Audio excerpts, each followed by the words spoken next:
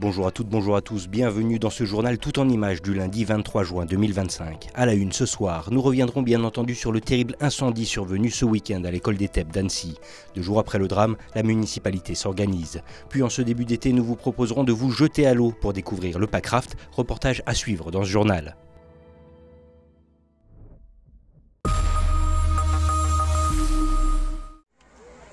« 20h30 samedi soir, les sapeurs-pompiers sont appelés en urgence pour un départ de feu au groupe scolaire des TEP à Annecy.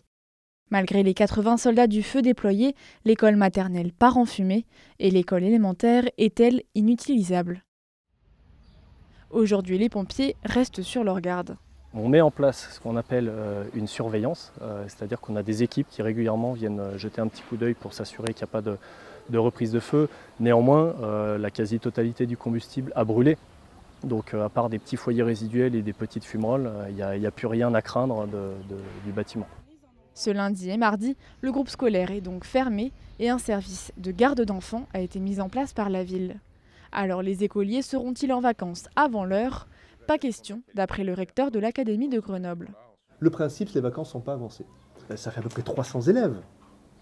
Et il n'est pas question de dire à 300 élèves l'année est terminée.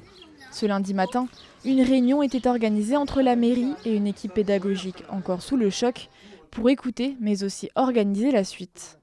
Pour jeudi, il y a une solution qui a été décidée ce matin, c'est que nous accueillerons les enfants des écoles maternelles avec la communauté éducative au Puiseau. Les questions de transport seront évidemment mises en place. Selon le parquet d'Annecy, l'incendie de l'école des TEP aurait été déclenché de manière volontaire.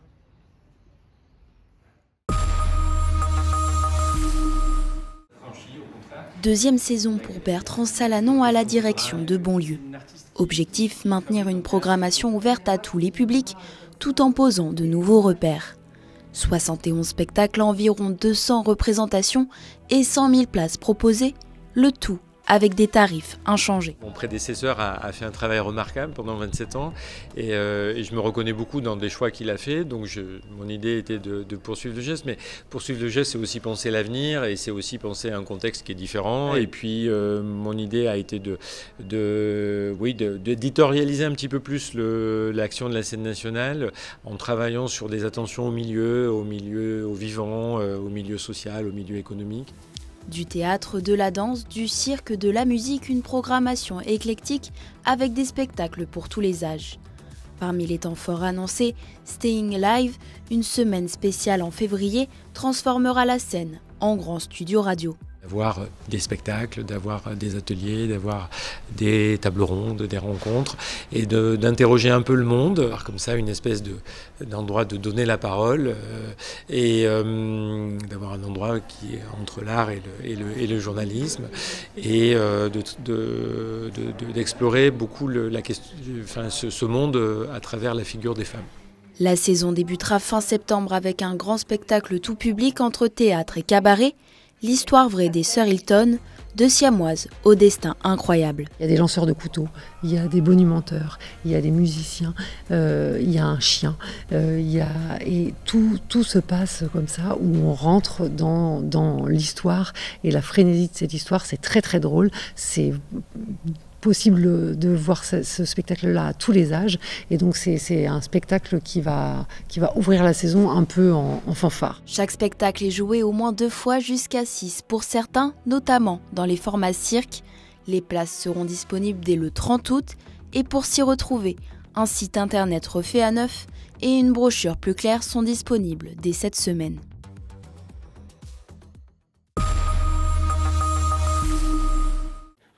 Bonjour à toutes et à tous, ravi de vous retrouver. Je suis ici à Chiavano, pas loin du château de Montrottier. Je vais passer aujourd'hui la journée avec l'agence Blue Secret et ses clients pour une activité Pacraft. Ils sont 4 ce jour-là, en plus de moi, à tester le Pacraft. Cette embarcation qui nous vient tout droit des États-Unis connaît un véritable essor en France. Et sur le bassin annécien, l'agence Blue Secret propose plusieurs formules pour découvrir cette activité sur le lac d'Annecy ou encore ici, dans les gorges du Fier.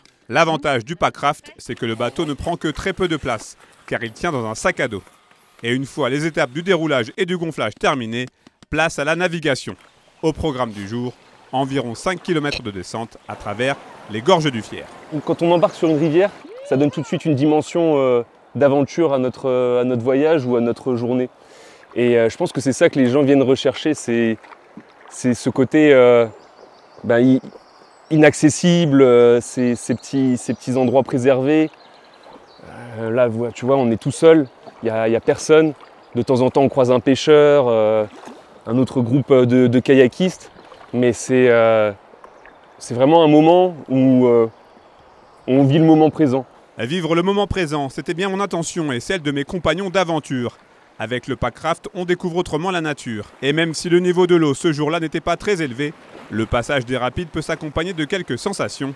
Parfaitement encadré par Arthur et Yann, les deux guides, notre petit groupe a même eu le loisir d'une pause fraîcheur, plus que bienvenue avec cette température caniculaire, avec un bonus, un saut de 5 mètres. Le tout en tentant de préserver au maximum l'environnement. La protection de l'environnement, de la nature, de la faune, c'est pour moi vraiment une part essentielle de mon travail. On a aussi pas mal de fun, comme on a pu le voir, des sensations, voilà. On a les rapides, des sauts, c'est vraiment agréable, quoi. Et après quasiment 3 heures de navigation, tout le monde arrive à bon port. Note sur 20, je ne sais pas si 20 ça suffit pour les noter là, parce qu'ils étaient exceptionnels. Hein. Les navigateurs du jour, eux, sont conquis. Magnifique, rafraîchissant, c'est une bonne activité en tout cas pour le week-end, surtout un week-end ensoleillé comme celui-là. Puis en plus on a fait d'autres choses à côté, les petits sauts, les petits, on a quand même fait pas mal de petits extras on va dire entre guillemets, les petits rides sur les vagues artificielles, du coup non franchement c'était vraiment cool. Je suis née ici et le fait de découvrir le Fier de cette manière-là, j'ai trouvé ça mais vraiment grandiose.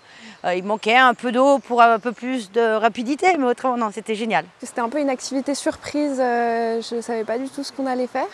Et j'avais déjà fait ça mais sur d'autres cours d'eau et c'est sympa de découvrir le Fier. Et quant à moi, ce fut une très bonne première expérience. C'était vraiment une expérience assez incroyable. Alors certes, il n'y avait pas énormément d'eau, mais le niveau de l'eau était assez intéressant pour avoir des vraies sensations dans le canoë. Donc vraiment, c'est une activité que je vous conseille avec l'agence Blue Secret si vous voulez descendre le Fier d'une manière un peu originale. À très vite. Nous voilà arrivés au terme de ce journal sur 8 Mont Blanc. Merci à tous de votre intérêt pour l'information sur notre antenne et bien entendu, merci à toute l'équipe. Dans un instant, vous avez rendez-vous avec la météo de Thierry Paul, mais en attendant le prochain JT, prévu pour demain, mardi, avec une édition tout en images à retrouver à partir de 18 h. D'ici là, passez une très belle soirée sur 8 Mont Blanc. À bientôt.